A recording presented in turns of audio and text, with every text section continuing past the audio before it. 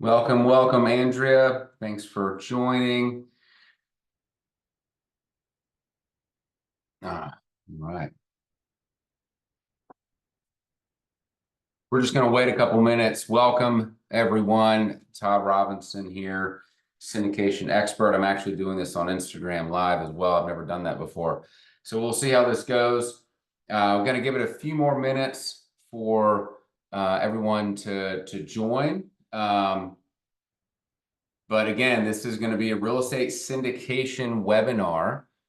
If you're interested in joining, there's those that are on the Zoom. And if you're interested in joining this, if you go to the link in my bio, actually, for those that are on Instagram, you'll see the link to the Zoom presentation. You can go ahead and join right now. Again, if you're joining on Instagram Live, go to the link in the bio, and you'll see the link there for this for this Zoom presentation on real estate syndication. So we're going to go ahead and get started. We got some folks joining. I want to go ahead and present this because this is a really interesting topic. So again, Todd Robinson. I'm a real estate investor. I'm also a real estate attorney, and I specialize in real estate syndications. I've got my own real estate portfolio of about $75 million of assets.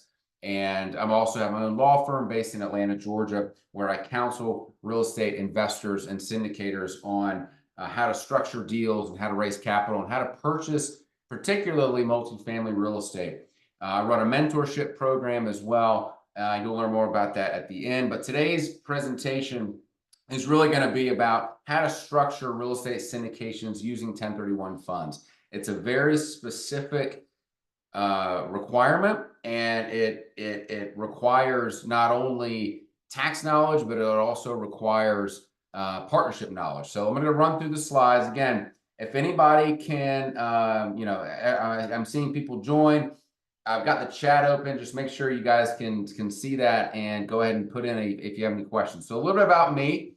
Like I said, owner, managing partner, Robinson Fransman Boutique Corporate and Commercial Real Estate Law Firm. I grew this firm really from a laptop in my basement about 6 years ago to revenue of close to $10 million. Got about 25 staff that work with me. Serial entrepreneur in my own right. I started a domestic staffing company actually in law school, used that to pay off my student loans. We have a legal services processing company that I own with some partners worth about $1 million. We bought it for $50,000. And we have a property management company as well. And the property management company manages over 150 properties. And of course, owner of Iron Street Capital, I invest and purchase real estate in my own right. And you'll see kind of the purchase prices of what we've bought over the past couple of years and the sale price, either stuff that's sold or also stuff that's in process of being sold. Again, any questions, just make sure to put it in the chat. And we're going to talk first broadly about what is a real estate syndication. I went over this last month, but I just want to refresh everyone's memory. It's essentially a partnership. It's a partnership between a sponsor who goes out and finds the deal, who goes out and sources the asset, puts the deal together, the one who works with the brokers, works with the lenders, and the one who really just goes out and does the bird dogging to find a good deal, underwrites it, makes sure it's appropriate for investing. And there's a shared ownership of the property, meaning there's a relationship, a symbiotic relationship between the GP, who's the sponsor, and the LP. And the LP are the limited partners. Usually the sponsor puts in the sweat equity, the LPs put in the actual equity, cash, to purchase these properties. It's professionally managed. One of the benefits of limited partners who want to invest in real estate, but they don't want to go through the headache of managing everything on their own, is that they are able to partner with a professional sponsor who can go out and actually manage the property and increase rents and make a profit. And there's also the diversification of assets. So investors can invest in, different assets across their portfolio. If they've got, $100,000, they could put $25,000 in each asset and diversify their investments that way. So what are some of the benefits of real estate syndication? A lot of you guys probably already know this, but I'll just explain it here again for those that don't. There's leverage. Syndication allows investors to pool their resources and enable them to access higher value properties. There's diversification as well. You get exposure to a diverse pool of real estate. There's building credibility. Investors who invest in syndications as limited partner, it builds your credibility as an investor. So those investors that start as limited partners and then they want to move into ownership and sponsorship, the first step is usually to invest as an LP. You get passive income. That's what we call mailbox money. That's the best kind of money you get, right? You don't think about it, and all of a sudden you get a check in the mail every quarter from the sponsor you invested with. There's no better day than that. Professional management, you don't have to worry about the management of these properties. You can rely on the sponsor to do that. And then the tax advantages. We're going to talk more about that in this presentation, but the tax advantages are huge. If you have a real estate syndication, it's one of the absolute best ways to defer your taxes, which we'll talk about shortly, but also to take advantage of bonus depreciation, and that will offset some of your passive income from your passive losses. Syndication entity formation. This is important because this will inform how you structure a structure a syndication with a 1031. There's limited liability companies. There's limited partnerships. Those are kind of the two main areas of corporate formation. Both provide liability protection. That's important. So your personal assets are usually protected from creditors because, again, you have that separation between your personal assets and the assets owned by the company, and then both have pass-through taxation and tax benefits. So syndications that we typically do in the law firm are through LLCs. Now, if they're foreign investors, sometimes with investors from Canada, you'll do a limited partnership for various foreign tax reasons, but typically we're going to use an LLC structure. Now, is it a security? Again, this is kind of some syndication refresher. This is the first question you need to ask yourself if you are going to take money from a passive investor. Is this a security? I can give a whole nother presentation on the difference between a syndication and a joint venture, and perhaps I'll do that next. But if it is a security, these are the steps you need to look at. Is there an investment of money, right? It must be a cash transaction. In a common enterprise, right, to purchase real estate, that's the common enterprise.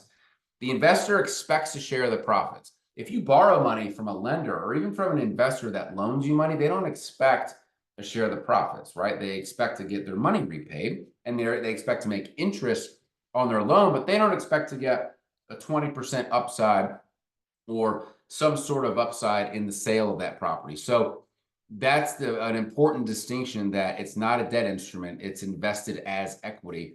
And then solely from the efforts of the sponsor, right? That's what we say, hashtag mailbox money, because mailbox money is important. But if the investor is not active in the business operations, they're not making decisions, they're not involved in strategy calls, they're literally giving you the money and you're taking it and then you go and invest it for them and make them returns, that is a security. And the Supreme Court has said as much in a case in 1946 where they defined what an investment contract is. So that's, again, an important aspect of what is a security versus a joint venture. Here's kind of a decision tree that we like to use in our kind of analysis of whether this is a security or not. First question, is it member managed or manager managed? If it's member managed, then typically you're not in the securities world, because all the members of the company are managing the property together. They make decisions unanimously. They may appoint a managing member, but the other members have what's called major decision rights. And so they are participating in the management decisions.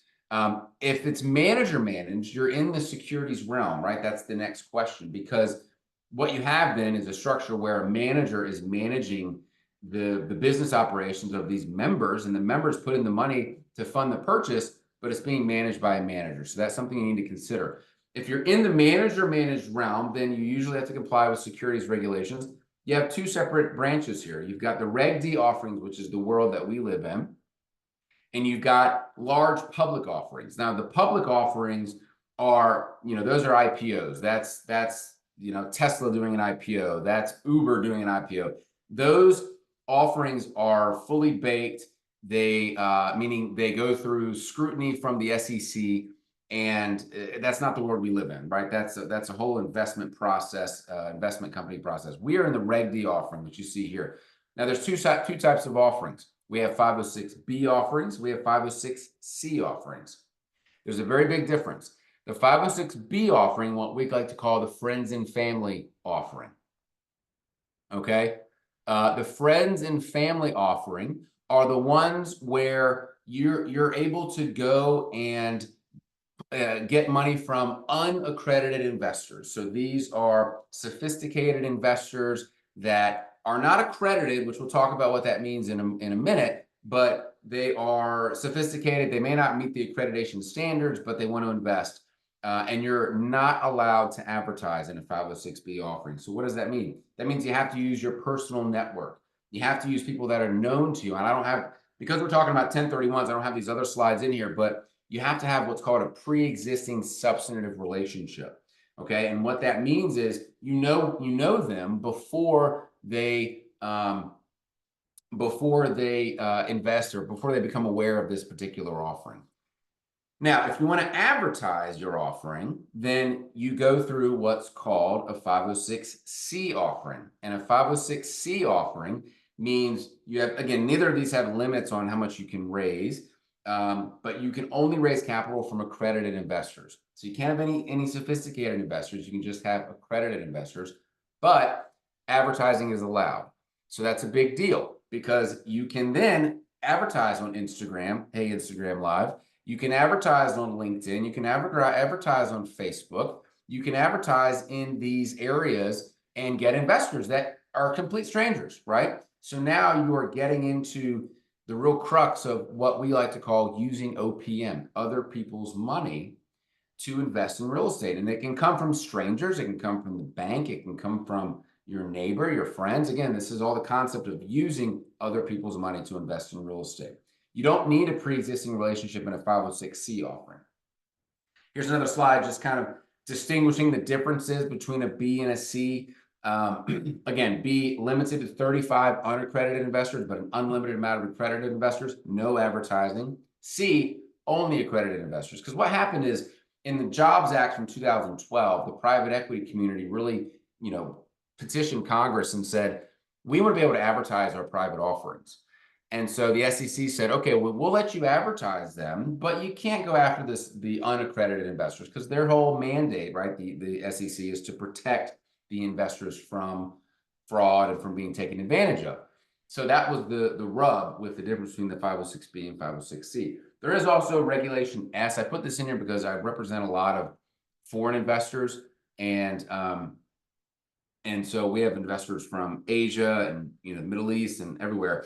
If the sale of the offering and the sale of the securities occurs outside of the U.S., then it's exempt from registration. So even if you have a U.S.-based company, but every single investor is foreign, it's not, the SEC doesn't really concern themselves with that. So the offering would be relying on Regulation S in that example.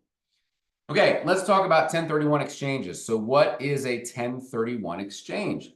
You've heard 1031 quite a bit, I'm sure, in your real estate career. That is a reference to a particular section of the tax code, Section 1031, which allows real estate owners to defer their capital gains if they exchange their property with a like-kind property. Okay, what does that mean? So that means if Bob, we'll take Bob, buys a piece of commercial real estate for $1 million, and he uses $800,000 of debt, and then when he sells it, he's going to sell it for $2 million. So he's going to make $1 million of equity in that property. He can go and he can close on that sale. He's got to put it into what's called a qualified intermediary. We'll talk about that in a minute. But he can go then buy another commercial property of like kind, and the $1 million of profit that he would have made on that sale, as long as that is replaced and the debt is replaced into a new property, then he pays zero taxes on the $1 million of gain, what we call a gain or profit. And the, the IRS and the Congress really came up with this as a way to spur real estate development. I'm sure, real estate developers had a say in this particular tax code section, but if you, as long as you keep doing that, you keep deferring your capital gains by replacing your properties, and you may never pay tax on that money, but well, you may not, but if you die, for instance, and your heirs don't replace the property, then Uncle Sam's going to get their tax. So make no mistake about that. But the particular tax code just allows you to defer that. Now, it has to be qualifying properties. The same business must be held for investment or business purposes. If you really, commercial real estate works with commercial real estate. If it's a gas station, you're going to put it into multifamily. There's really no difference in that instance. It's like kind, it's commercial. You can't, the big distinction there is you can't buy multifamily property, want to exchange that out, and you're going to go buy a laundromat business. That's not going to work. Okay. It has to be real estate for real estate. It can't be real estate for partnership interest or real estate for membership interest. There are strict timelines that have to be adhered to, right? You have a limited time to identify and close on the property, typically 45 days. You have 45 days to identify the property, and then you've got 180 days to exchange. So basically 6 months to close on that property. And you have to engage what's called a qualified intermediary. And what that basically is there's, some title companies do it. Some attorneys have their own qualified intermediary companies. What that basically means is it's a company that will hold the sale proceeds for that limited period of time until you are able to close on the new property. And the reason why that's important is because the lenders, the IRS does not want that money going back to the seller of these particular properties. Very important. All right, now what's a 1031? We talked about what's a syndication, what's a 1031, what is a tenant in common? So a tenant in common acquisition structure allows multiple investors to jointly own a single commercial and investment property, right? With each investor holding an undivided fractional interest in the property. And I'll tie all this together here in just a minute. But what happens is you have, say Joe and Bob want to buy a piece of property, but they don't want to enter into a partnership. They want to both own a piece of the real estate. Well, the law allows them to both own, say it's 50-50, right? It's $1 million property. They're each putting in $500,000. They each will own 50% ownership interest in the real property. So what happens is the actual deed, the limited warranty deed that is from the seller to the buyer, will say the grantee clause. This is kind of legal jargon, but the grantee clause will say that Bob and Joe own the property as tenants in common, 50% fractional interest. And so with that, these individuals have direct ownership in the actual real estate. They have an undivided right. They can use the property. They have to share in the profits and losses equally of the property. No rights to survivorship. And, the big problem with tenants in common and TIC agreements, especially in multifamily transactions, is that if there's a problem with a TIC investor, and when I say TIC investor, I mean an investor who wants to utilize a 1031 exchange to purchase the real property, and I'll explain how that works. If there's a dispute between the TIC investor and the syndication manager, right, the syndication sponsor, then that TIC investor could file what's called a partition action in court and could just divide the property and blow up the whole deal. So when we structure TIC investments, we make sure that the management structure is the same. And I have some org charts, and I'll show how that works here in just a minute. So we have syndications, we have 1031s, and we have tenants in common. How does it all tie together? Let's talk a minute about benefits of using 1031 exchanges. We talked about this earlier. You defer capital gains. You can diversify your investment portfolio, right, by diversifying the assets that you invest in, and you can increase your investment size, because if you're constantly reinvesting reinvesting reinvesting this money, then your pool of real estate is just going to get higher and higher as you continue to use 1031 exchanges. But the real benefit for sponsors, for those that are looking for investors that may have a 1031 exchange, and this is kind of why I wanted to do this presentation, is because a lot of times we'll get questions on the law firm side where I'll get a call and say, I've got a client, or I've got an investor, they have 1031 funds. How can they invest in our syndication?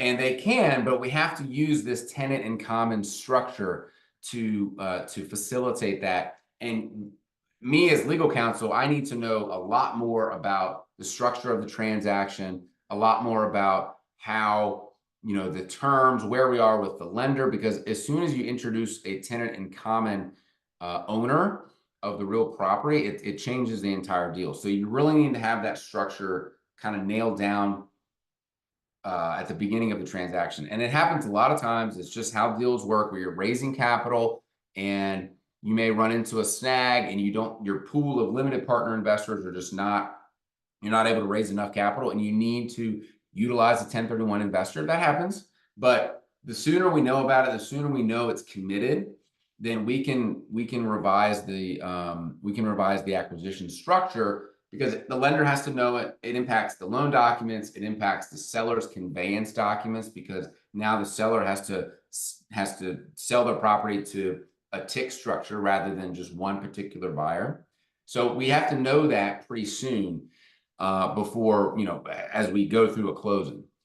Again, this slide here, advantages of 1031, I think we talked about this: deferring capital gains, acquiring new investment property, leverages to grow. You reinvest your equity, so you're not actually having to pay taxes on the capital gains portion. Very, very strategic benefit. Now, there are some challenges with a 1031.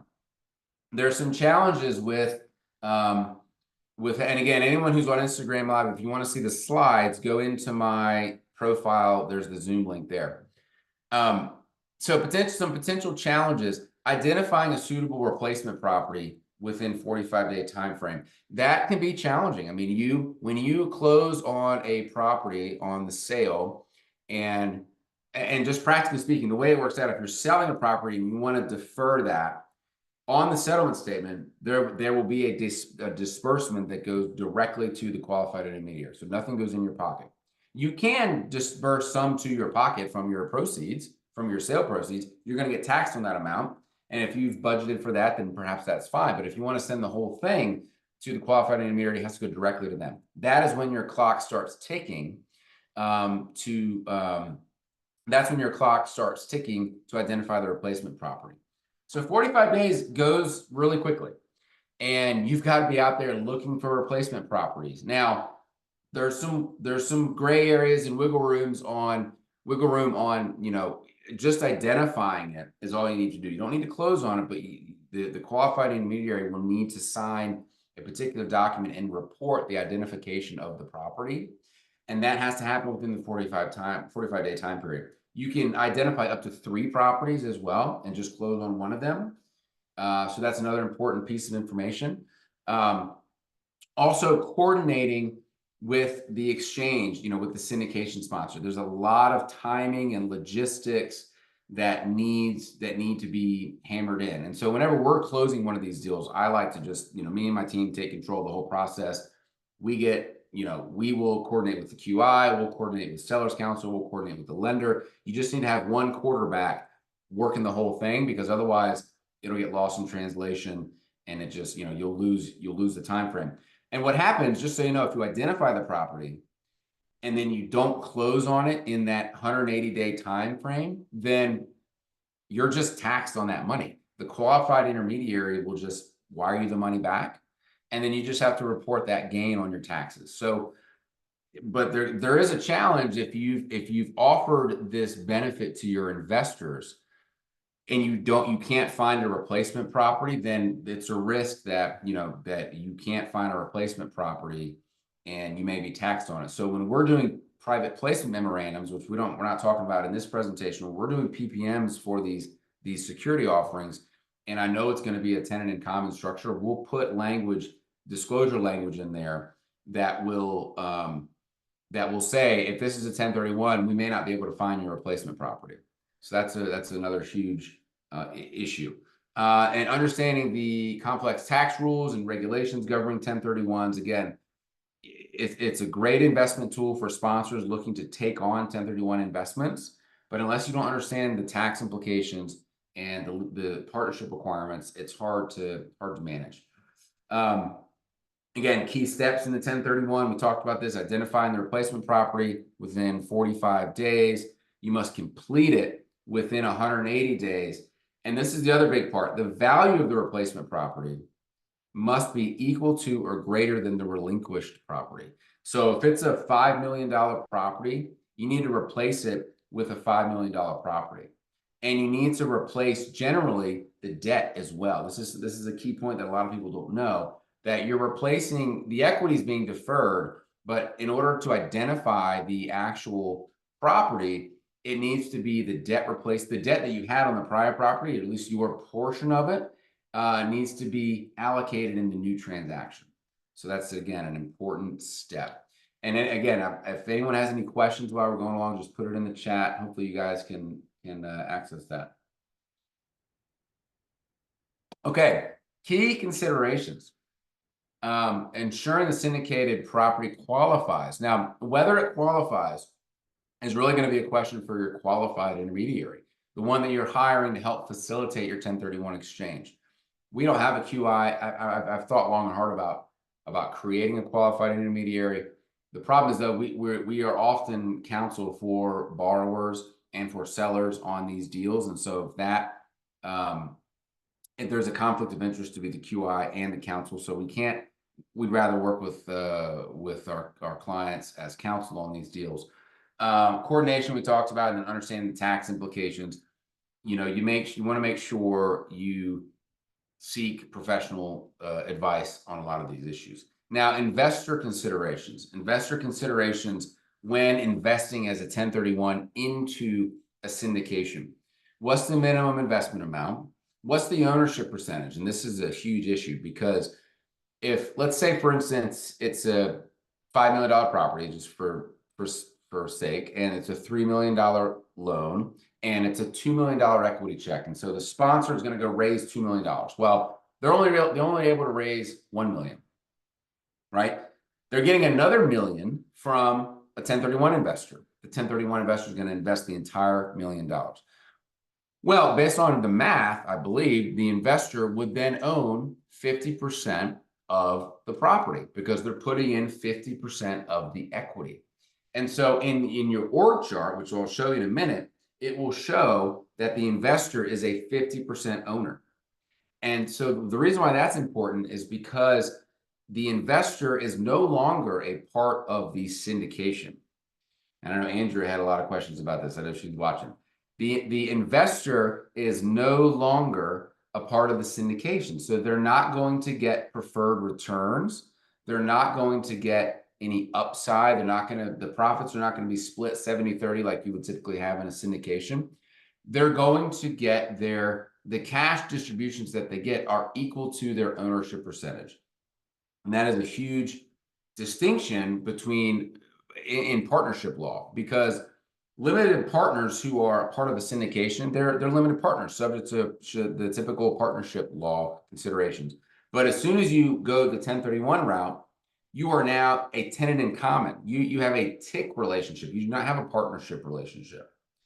And the reason why that's important is because if you pay your 1031 investor partnership-like returns, I've never personally seen this happen, but I've heard of it. If the IRS comes and audits this transaction, and they identify this return structure and mechanism, they could collapse the TIC.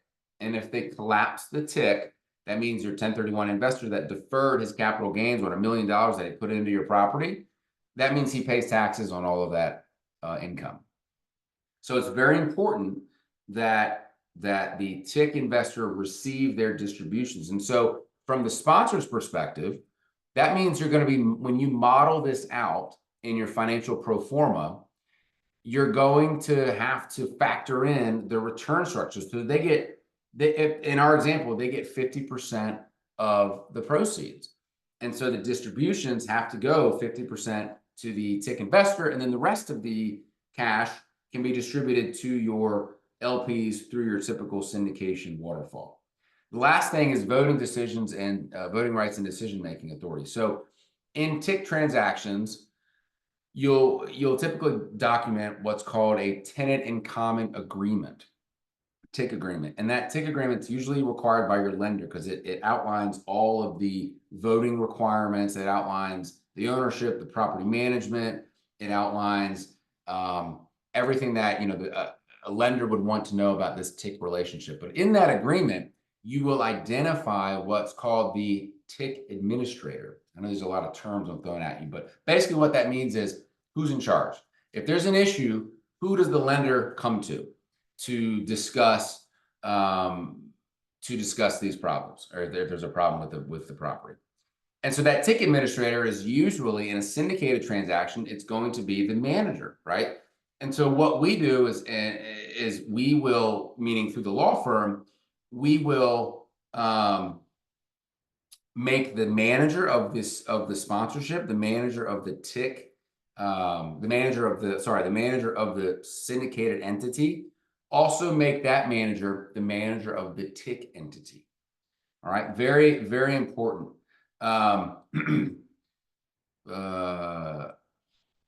Sorry that someone's asking about there's going to be a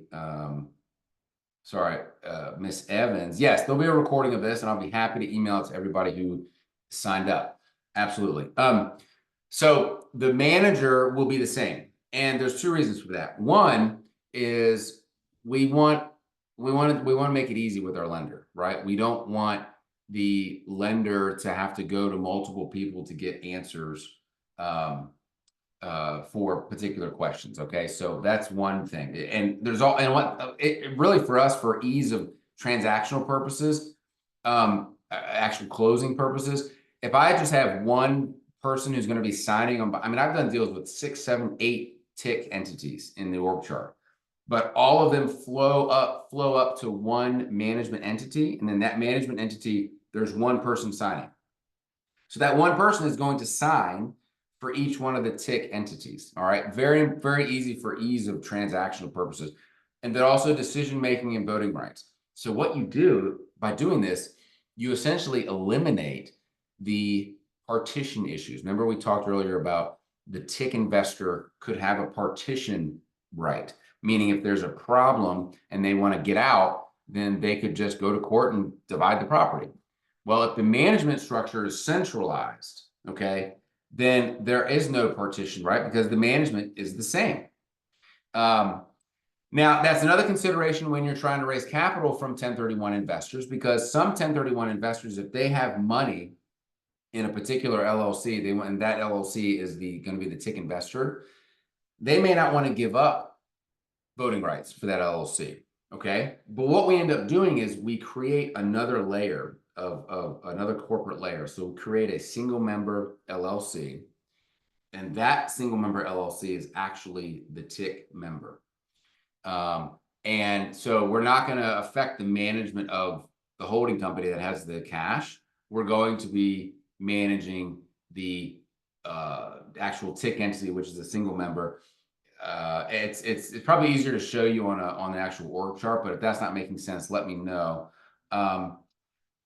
Key steps in structuring real estate syndications using 1031 funds, again, must be structured as a TIC, very important, like-kind exchange. Here's what we just talked about. The TIC investor returns must correspond to their ownership shares, not do, that's a typo, to their ownership shares. So they cannot receive the partnership-like returns. If they invested 10%, they're a 10% owner, they receive 10% of the shares. The funds must be with a qualified intermediary. If a TIC investor comes to you and says, oh yeah, I've got money sitting in my own operating account, but I want to 1031 it, there's a red flag for you right there. That is, they don't have money that's properly designated to be deferred from taxes. And hey, you're a sponsor. Yeah, sure, you'll take their money and we'll invest it into the deal. But you need to understand that listen, if this is money is sitting in your account, you're not going to get the benefit of the 1031 exchange. Execute a TIC memorandum. We talked about that. Also, it's a centralized decision making and decentralized communication with the lender. That's what we just talked about here, centralizing the management of the TIC. Okay, here's a couple org chart examples, and I always like using org chart examples. Again, if anyone's on Instagram Live, the link's in my bio for this example here, and I'll have the presentation that we can send out. If anyone just message me, and I'll send it to you. This is a TIC structure. So check this out for those that are watching on Zoom. So this is an example. This is an apartment, 123 Tree Road, and it's owned by 4 LLCs: Fund 2 LLC, Group TIC, Homes TIC, Dreams TIC. Right now, if you look at this, Fund 2 LLC is actually a syndication. Do you see that 70-30 split right here? 70% passive investors, Class A. That's a syndication, and that's okay. So, in this instance, let's say the raise was $4 million, and Fund 2 raised $1 million through passive investors. Group TIC is going to bring in another $1 million. Well, actually, you see the percentages down here, so it's not. But for our purposes, let's just pretend it is. All of these individual entities have their own individual ownership. So actually, never mind. The syndication entity in this particular deal raised most of the capital, because you see here they have 75% of the property. Group TIC has 8.54%. Homes TIC has 12.8%. Dreams TIC has 3.41%. So this is how we would structure it. And then in this instance, now I didn't note this during this particular example, but to centralize the management of this structure, you see here, Group is owned 100% by a member, executive member. Homes is owned by president, and Dreams is owned by sole member. So what we would do, the membership of those TIC entities does not change, but Manager LLC, we would have a line over Group TIC, Homes TIC, and Dreams TIC, where the management, we would make those entities manager managed, and then those entities are going to be managed by Manager LLC. So that's how we would centralize it. And then if there's any decisions that need to be made, or if there's any communication that needs to be had between the lender and the borrower, Manager LLC would do that. We would identify Fund 2 LLC as the Fund 2 LLC as the TIC administrator. So this is a good example of what a TIC looks like. Now, check this out. I didn't talk about this earlier, but if you're a sponsor and you've got, you're getting ready to sell a property, okay, and you've made a lot of money on it, and one of your investors comes to you and says, I want to 1031 my proceeds. Okay. First, I would recommend don't offer that to your investors, okay, because it's difficult to do. And number two, I would offer it to your high net worth investors, or those investors that put a lot of money with you. If it's a repeat investor that has been with you for years and years and years, or I like to say, usually I counsel my clients $500,000 and above, then you can make this offer to your investors. But what you have to do is you have to create a TIC structure before you sell the property. Because right now, this particular property, Apartments, is owned by 4 entities. Well, Mr. Passive Investor, who's in the 70% class right here, he's in the Fund 2 LLC. He says, I want to 1031 my funds. How do we do that? Well, look here. Look at the next slide. We just created, this is called a drop and swap. Okay. So Mr. Joe Schmo, we actually have to prepare 2 deeds. We have to prepare a deed first from Fund 2, Group, Homes, and Dreams. So that's deed 1. That deed is going to be sent over to Fund, Group, Homes, and Dreams, and Mr. Joe Schmo, who's a passive investor with $1 million investment. That's going to be his, contribution. And then now, once we sell the property, Mr. Joe Schmo, in this particular example, will receive a direct, he'll receive cash directly for his ownership interest in real property. Because under this scenario, the first org chart, he has an LLC interest. He cannot 1031 an LLC interest. But if we drop him down to the real property ownership, then he can 1031 that. And so now you'll see the ownership change as well. We were at 70, Fund 2 LLC was at 75%, and now it's at 45% because Joe Schmo was 30% of that equity. So if you're getting ready to sell a property, this is a potential, it's called a drop-in swap 1031. And again, it's really on the sale side. And so what happens is each one of these entities has to sell their individual interest to your new buyer. But Mr. Joe Schmo, who received the $1 million of profit, will now receive the benefit of the 1031 exchange because he's selling a direct interest in real property. So that's it, guys. That's my presentation on 1031 exchanges and on syndications. I also run. Well, here's a question. When you do that, doesn't the property get assessed and property taxes go up? Good question. That's from Instagram Live, and the answer is no, typically. Now, I'm not a property tax expert, but because this, when I go back to this transaction, there's no increase in the purchase price. This is from your realtor, Harry. There's no increase in the purchase price, and so there's no increase in value that a property would entertain. And plus, under most state law regulations, it's a restructuring of the ownership. So I'm in Georgia, and when we do this in Georgia, it's called it's a corporate restructure, so it's exempt from taxes to the government. We don't report. You're not reporting a sale. You're just restructuring the ownership. So I also run a mastermind for those that are interested. This is separate from the law firm, but it's really a syndication mastermind for those that are interested in learning how to structure and raise capital and buy a multifamily property in about 90 days. So if you're interested in something like that, again, reach out to me on direct message, or if you're on the call, here's my contact information. Again, we call it the OPM Mastermind. We've got about 25 people in our group, and we're all deal makers and action takers, and those that are really doing a lot of deals, a lot of big heavy hitters who've raised a lot of capital as well. But if you're interested in buying your first deal, growing or scaling your real estate portfolio, it'd be a great group to join. I really appreciate you guys listening. It's 2:45. We've got about 15 minutes. If there are any questions, feel free to put them in. Let's see, the Instagram. I've never done this before, so that was the first time. Put it in the Instagram Live. And if not, whoever's on the webinar, I see Omar and REA. Good to see you, buddy.